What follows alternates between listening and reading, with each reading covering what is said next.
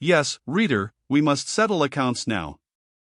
I have only briefly to narrate the final fates of some of the personages whose acquaintance we have made in this narrative, and then you and I must shake hands, and for the present separate. Let us turn to the curates, to the much-loved, though long neglected. Come forward, modest merit. Malone, I see, promptly answers the invocation. He knows his own description when he hears it. No, Peter Augustus, we can have nothing to say to you. It won't do. Impossible to trust ourselves with the touching tale of your deeds and destinies. Are you not aware, Peter, that a discriminating public has its crotchets, that the unvarnished truth does not answer, that plain facts will not digest? Do you not know that the squeak of the real pig is no more relish now than it was in days of yore? Were I to give the catastrophe of your life and conversation, the public would sweep off in shrieking hysterics, and there would be a wild cry for sal volatile and burnt feathers. Impossible would be pronounced here, untrue would be responded there, inartistic would be solemnly decided. Note well. Whenever you present the actual, simple truth, it is, somehow, always denounced as a lie. They disown it, cast it off, throw it on the parish, whereas the product of your own imagination, the mere figment, the sheer fiction, is adopted, petted, termed pretty, proper, sweetly natural. The little, spurious wretch gets all the comforts, the honest, lawful battling all the cuffs. Such is the way of the world, Peter, and as you are the legitimate urchin, rude, unwashed, and naughty, you must stand down.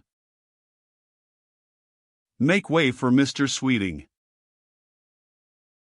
Here he comes, with his lady on his arm, the most splendid and the weightiest woman in Yorkshire, Mrs. Sweeting, formerly Miss Dora Sykes.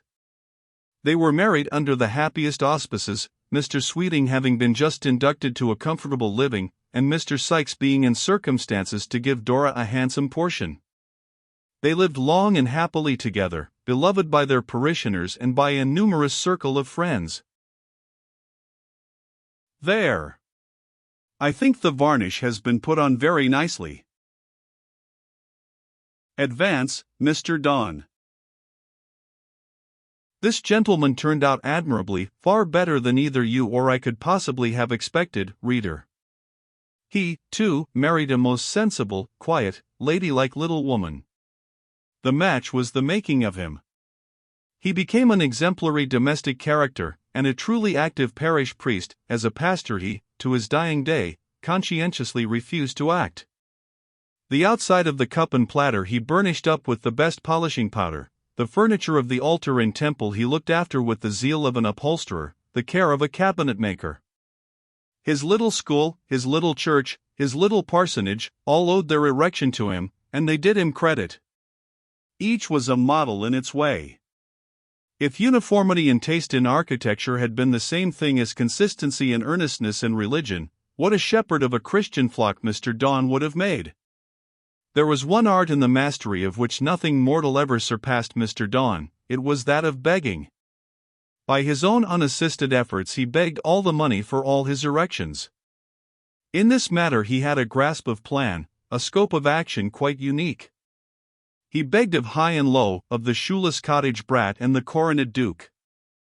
He sent out begging letters far and wide to old Queen Charlotte, to the princesses her daughters, to her sons the royal dukes, to the Prince Regent, to Lord Castlereagh, to every member of the ministry then in office, and, what is more remarkable, he screwed something out of every one of these personages. It is on record that he got £5 from the close-fisted old lady Queen Charlotte, and 2 guineas from the royal profligate her eldest son. When Mr. Don set out on begging expeditions, he armed himself in a complete suit of brazen mail. That you had given £100 yesterday was with him no reason why you should not give 200 today. He would tell you so to your face, and, 10 to 1, get the money out of you. People gave to get rid of him. After all, he did some good with the cash. He was useful in his day and generation. Perhaps I ought to remark that on the premature and sudden vanishing of Mr. Malone from the stage of Briarfield Parish, you cannot know how it happened, reader. Your curiosity must be robbed to pay your elegant love of the pretty and pleasing. There came as his successor another Irish curate, Mr. McCarthy. I am happy to be able to inform you, with truth, that this gentleman did as much credit to his country as Malone had done it discredit. He proved himself as decent, decorous, and conscientious as Peter was rampant, boisterous, and this last epithet I choose to suppress, because it would let the cat out of the bag. He labored faithfully in the parish. The schools, both Sunday and day schools, flourished under his sway like green bay trees. Being human, of course he had his faults. These, however, were proper, steady-going, clerical faults, what many would call virtues. The circumstance of finding himself invited to tea with a dissenter would unhinge him for a week. The spectacle of a Quaker wearing his hat in the church, the thought of an unbaptized fellow creature being interred with Christian rites, these things could make strange havoc in Mr. McCarthy's physical and mental economy. Otherwise he was sane and rational, diligent and charitable. I doubt not a justice-loving public will have remarked, ere this, that I have thus far shown a criminal remissness in pursuing, catching, and bringing to condign punishment the would-be assassin of Mr. Robert Moore. Here was a fine opening to lead my willing readers a dance, at once decorous and exciting, a dance of law and gospel, of the dungeon, the dock, and the death thraw. You might have liked it, reader, but I should not. I and my subject would presently have quarreled, and then I should have broken down.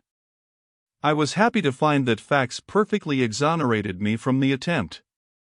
The murderer was never punished, for the good reason that he was never caught, the result of the further circumstance that he was never pursued. The magistrates made a shuffling, as if they were going to rise and do valiant things, but since Moore himself, instead of urging and leading them as heretofore, lay still on his little cottage couch, laughing in his sleeve, and sneering with every feature of his pale, foreign face, they considered better of it, and after fulfilling certain indispensable forms, prudently resolved to let the matter quietly drop, which they did. Mr. Moore knew who had shot him, and all Briarfield knew. It was no other than Michael Hartley, the half-crazed weaver once before alluded to, a frantic antinomian in religion, and a mad leveler in politics. The poor soul died of delirium tremens a year after the attempt on Moore, and Robert gave his wretched widow a guinea to bury him. The winter is over and gone, spring has followed with beamy and shadowy, with flowery and showery flight. We are now in the heart of summer, in mid-June, the June of 1812. It is burning weather. The air is deep azure and red gold. It fits the time, it fits the age, it fits the present spirit of the nations. The 19th century wantons in its giant adolescence, the Titan boy uproots mountains in his game, and hurls rocks in his wild sport. This summer Bonaparte is in the saddle, he and his host scour Russian deserts. He has with him Frenchmen and Poles, Italians and children of the Rhine, 600,000 strong. He marches on Old Moscow. Under Old Moscow's walls the rude Cossack waits him. Barbarian stoic. He waits without fear of the boundless ruin rolling on. He puts his trust in a snowcloud, the wilderness, the wind, and the hailstorm are his refuge, his allies are the elements air, fire, water. And what are these? 3 terrible archangels ever stationed before the throne of Jehovah. They stand clothed in white, girdled with golden girdles, they uplift vials, brimming with the wrath of God. Their time is the day of vengeance, their signal, the word of the Lord of hosts, thundering with the voice of his excellency. Hast thou entered into the treasures of the snow? Or hast thou seen the treasures of the hail, which I have reserved against the time of trouble, against the day of battle and war? Go your ways. Pour out the vials of the wrath of God upon the earth. It is done. The earth is scorched with fire, the sea becomes as the blood of a dead man, the islands flee away, the mountains are not found. In this year, Lord Wellington assumed the reins in Spain. They made him generalissimo, for their own salvation's sake. In this year he took Badajoz, he fought the field of Vittoria, he captured Pampeluna, he stormed San Sebastian, in this year he won Salamanca. Men of Manchester, I beg your pardon for this slight resume of warlike facts, but it is of no consequence. Lord Wellington is, for you, only a decayed old gentleman now. I rather think some of you have called him a dotard. You have taunted him with his age and the loss of his physical vigor. What fine heroes you are yourselves! Men like you have a right to trample on what is mortal in a demigod. Scoff at your ease, your scorn can never break his grand old heart. But come, friends, whether Quakers or cotton printers, let us hold a peace congress, and let out our venom quietly. We have been talking with unseemly zeal about bloody battles and butchering generals. We arrive now at a triumph in your line. On the 18th of June, 1812 the orders in council were repealed, and the blockaded ports thrown open. You know very well, such of you as are old enough to remember, you made Yorkshire and Lancashire shake with your shout on that occasion. The ringers cracked a bell in Briarfield Belfry. It is dissonant to this day. The Association of Merchants and Manufacturers dined together at Stilbrow, and one and all went home in such a plight as their wives would never wish to witness more. Liverpool started and snorted like a river horse roused amongst his reeds by thunder. Some of the American merchants felt threatenings of apoplexy, and had themselves bled, all, like wise men, at this first moment of prosperity, prepared to rush into the bowels of speculation, and to delve new difficulties, in whose depths they might lose themselves at some future day. Stocks which had been accumulating for years now went off in a moment, in the twinkling of an eye. Warehouses were lightened, ships were laden, work abounded, wages rose, the good time seemed come. These prospects might be delusive, but they were brilliant, to some they were even true. At that epoch, in that single month of June, many a solid fortune was realized. When a whole province rejoices, the humblest of its inhabitants tastes a festal feeling, the sound of public bells rouses the most secluded abode, as if with a call to be gay. And so Caroline Helstone thought, when she dressed herself more carefully than usual on the day of this trading triumph, and went, attired in her neatest muslin, to spend the afternoon at Fieldhead, there to superintend certain millinery preparations for a great event, the last appeal in these matters being reserved for her unimpeachable taste. She decided on the wreath, the veil, the dress to be worn at the altar. She chose various robes and fashions for more ordinary occasions, without much reference to the bride's opinion, that lady, indeed, being in a somewhat impracticable mood. Lewis had presaged difficulties, and he had found them. In fact, his mistress had shown herself exquisitely provoking, putting off her marriage day by day, week by week, month by month, at first coaxing him with soft pretenses of procrastination, and in the end rousing his whole deliberate but determined nature to revolt against her tyranny, at once so sweet and so intolerable. It had needed a sort of tempest shock to bring her to the point, but there she was at last, fettered to a fixed day. There she lay, conquered by love, and bound with a vow. Thus vanquished and restricted, she pined, like any other chained denizen of deserts. Her captor alone could cheer her, his society only could make amends for the lost privilege of liberty. In his absence she sat or wandered alone, spoke little, and ate less. She furthered no preparations for her nuptials. Lewis was himself obliged to direct all arrangements. He was virtually master of Fieldhead weeks before he became so nominally the least presumptuous, the kindest master that ever was, but with his lady absolute. She abdicated without a word or a struggle. "Go to Mr. Moore, ask Mr. Moore," was her answer when applied to for orders. Never was war of wealthy bride so thoroughly absolved from the subaltern part, so inevitably compelled to assume a paramount character. In all this Miss Keeldar partly yielded to her disposition, but a remark she made a year afterwards proved that she partly also acted on system.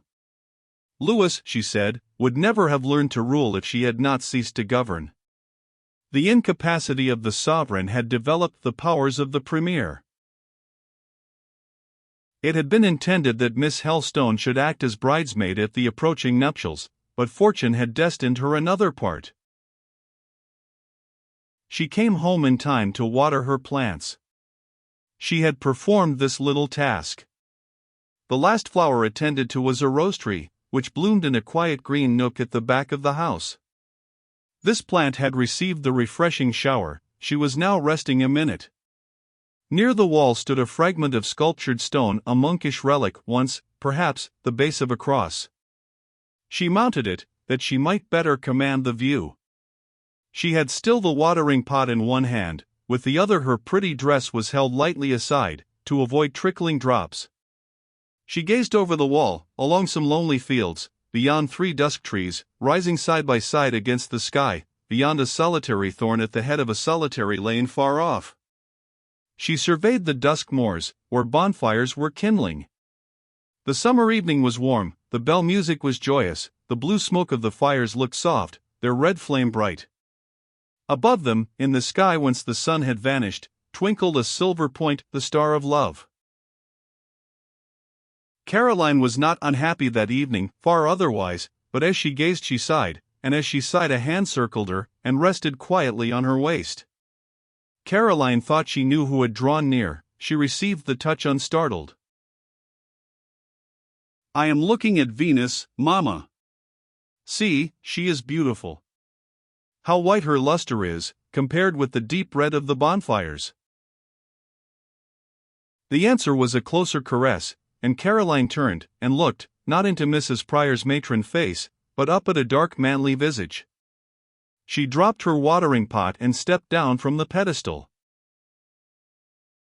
"I have been sitting with Mamma an hour," said the intruder. "I have had a long conversation with her." "Where, meantime, have you been?" "To Field Head. Shirley is as naughty as ever, Robert. She will neither say yes nor no to any question put. She sits alone. I cannot tell whether she is melancholy or nonchalant. If you rouse her or scold her, she gives you a look, half wistful, half reckless, which sends you away as queer and crazed as herself. What Louis will make of her, I cannot tell.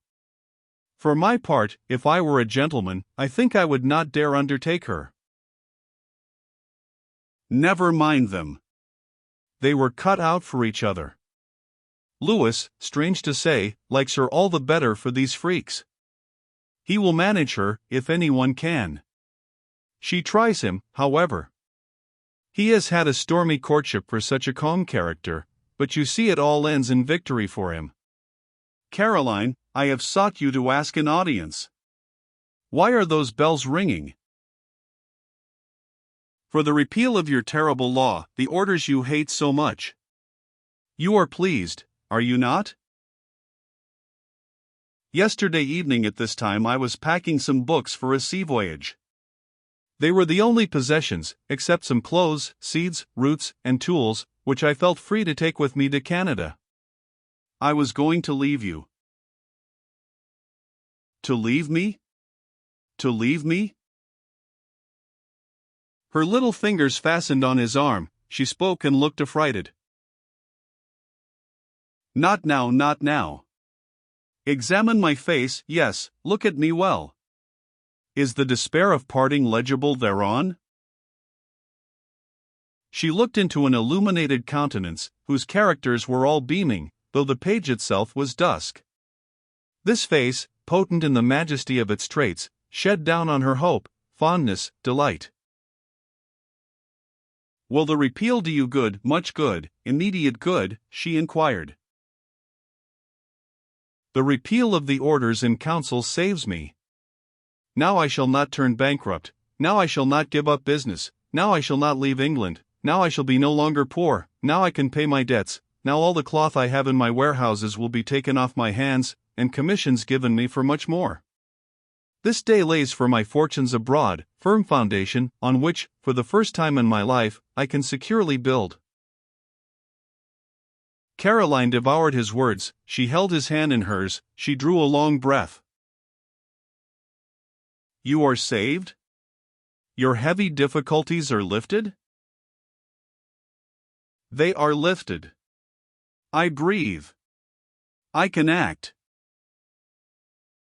At last. Oh, Providence is kind. Thank him, Robert." "I do thank Providence. And I also, for your sake." She looked up devoutly. Now I can take more workmen, give better wages, lay wiser and more liberal plans, do some good, be less selfish. Now, Caroline, I can have a house, a home which I can truly call mine, and now. He paused, for his deep voice was checked. And now, he resumed, now I can think of marriage, now I can seek a wife. This was no moment for her to speak. She did not speak. Will Caroline, who meekly hopes to be forgiven as she forgives, will she pardon all I have made her suffer, all that long pain I have wickedly caused her, all that sickness of body and mind she owed to me? Will she forget what she knows of my poor ambition, my sordid schemes? Will she let me expiate these things? Will she suffer me to prove that, as I once deserted cruelly, trifled wantonly, injured basely, I can now love faithfully, cherish fondly, treasure tenderly? His hand was in Caroline's still, a gentle pressure answered him. Is Caroline mine? Caroline is yours. I will prize her. The sense of her value is here, in my heart, the necessity for her society is blended with my life. Not more jealous shall I be of the blood whose flow moves my pulses than of her happiness and well-being. I love you, too, Robert, and will take faithful care of you. Will you take faithful care of me? Faithful care. As if that rose should promise to shelter from tempest this hard gray stone. But she will care for me, in her way. These hands will be the gentle ministrants of every comfort I can taste. I know the being I seek to entwine with my own will bring me a solace, a charity, a purity, to which, of myself, I am a stranger. Suddenly Caroline was troubled, her lip quivered. What flutters my dove? Asked Moore, as she nestled to and then uneasily shrank from him. Poor Mamma. I am all Mamma has. Must I leave her? Do you know, I thought of that difficulty. I and Mamma have discussed it.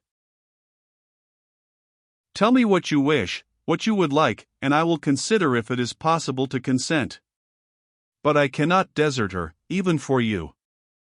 I cannot break her heart, even for your sake. She was faithful when I was false, was she not? I never came near your sick bed, and she watched it ceaselessly. What must I do? Anything but leave her. At my wish you never shall leave her. She may live very near us? With us only she will have her own rooms and servant. For this she stipulates herself. You know she has an income that, with her habits, makes her quite independent?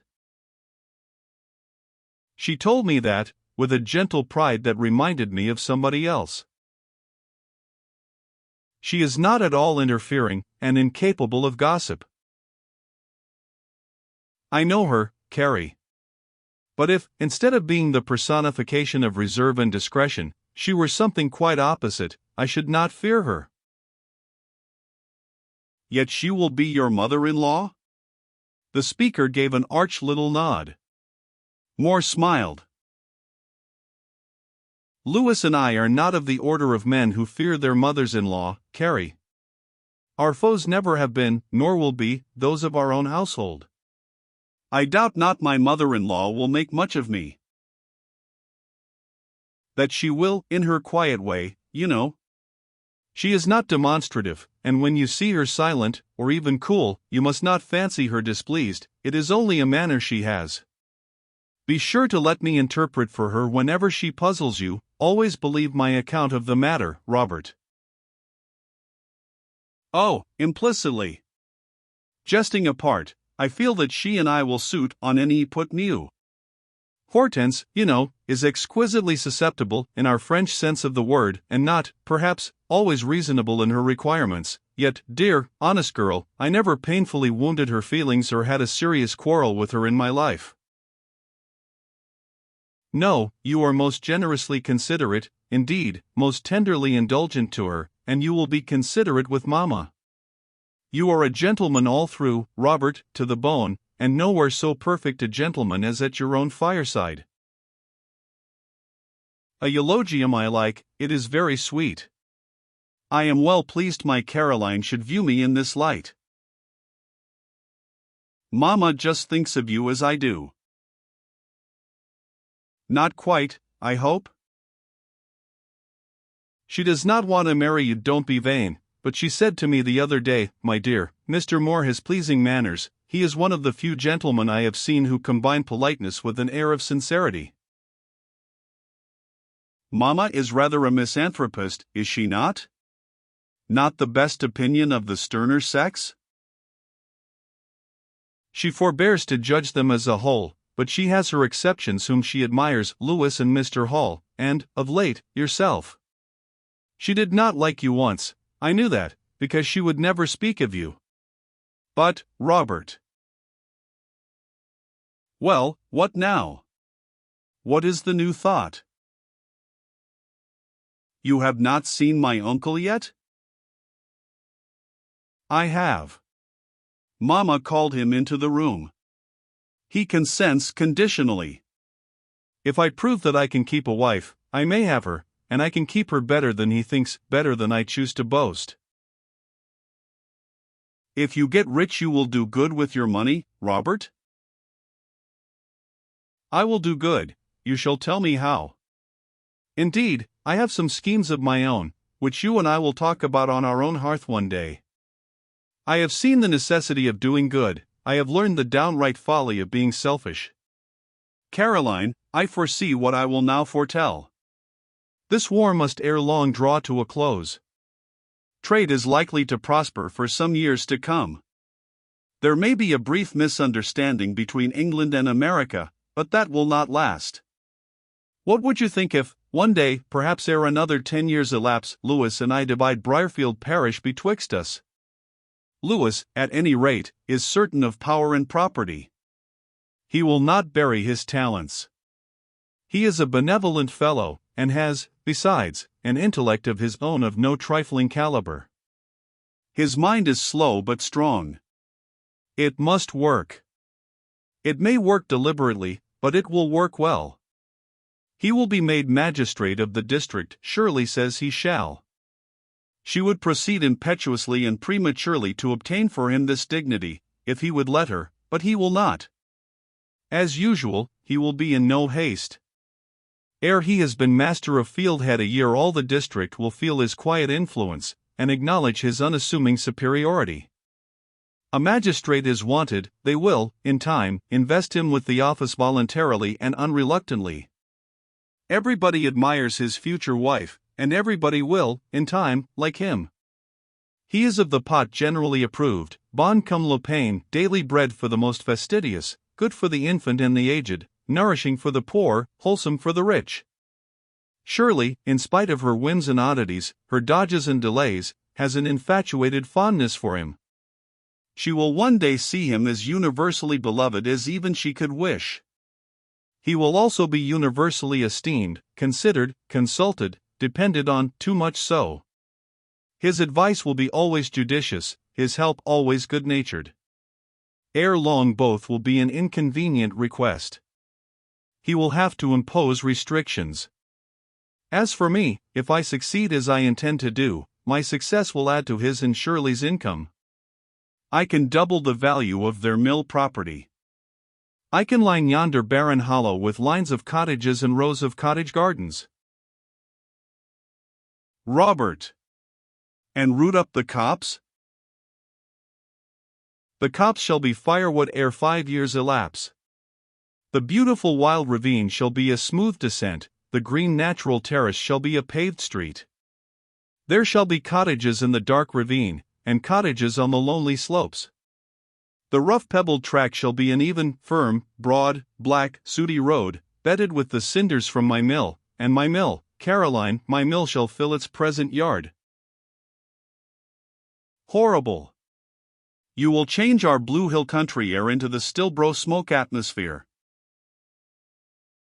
I will pour the waters of Pactolus through the valley of Briarfield. I like the beck 1,000 times better.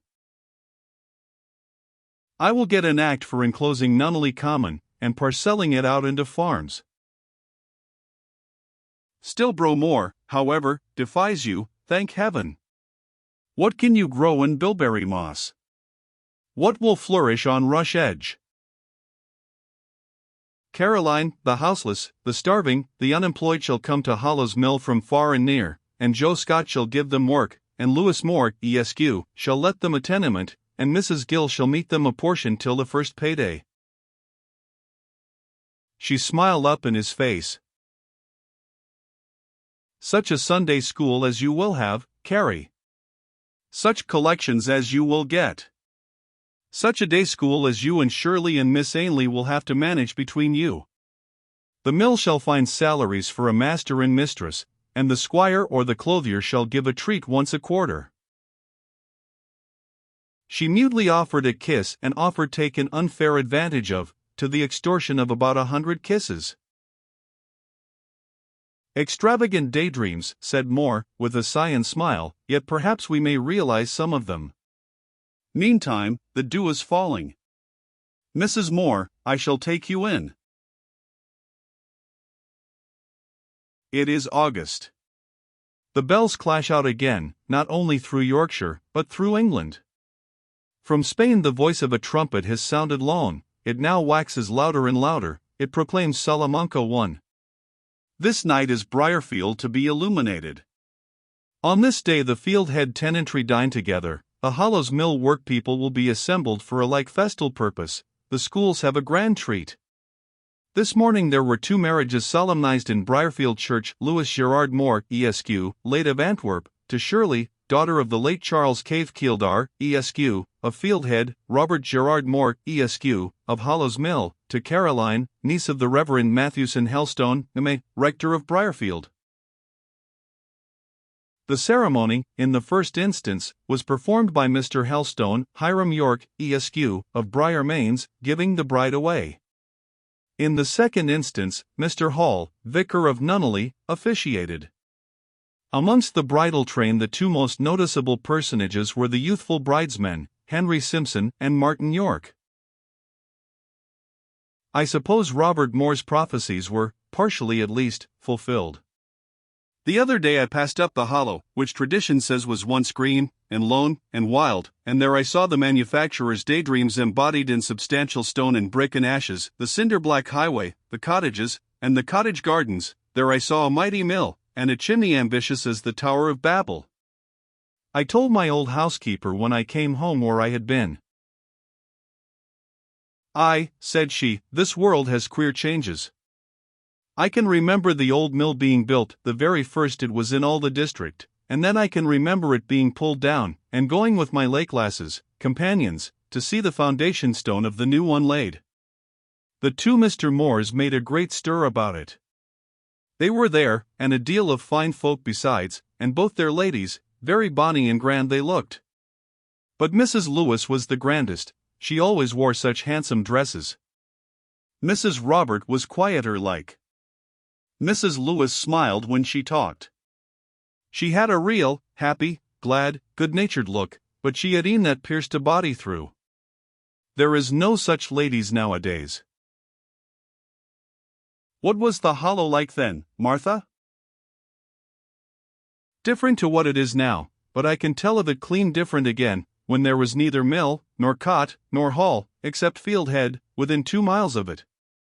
I can tell, one summer evening, 50 years syne, my mother coming running in just at the edge of dark, almost flayed out of her wits, saying she had seen a fairy, in Fieldhead Hollow, and that was the last fairish that ever was seen on this countryside, though they've been heard within these 40 years. A lonesome spot it was, and a bonny spot, full of oak trees and nut trees. It is altered now. The story is told. I think I now see the judicious reader putting on his spectacles to look for the moral. It would be an insult to his sagacity to offer directions. I only say, God speed him in the quest. The end. Back to contents. Established 1798.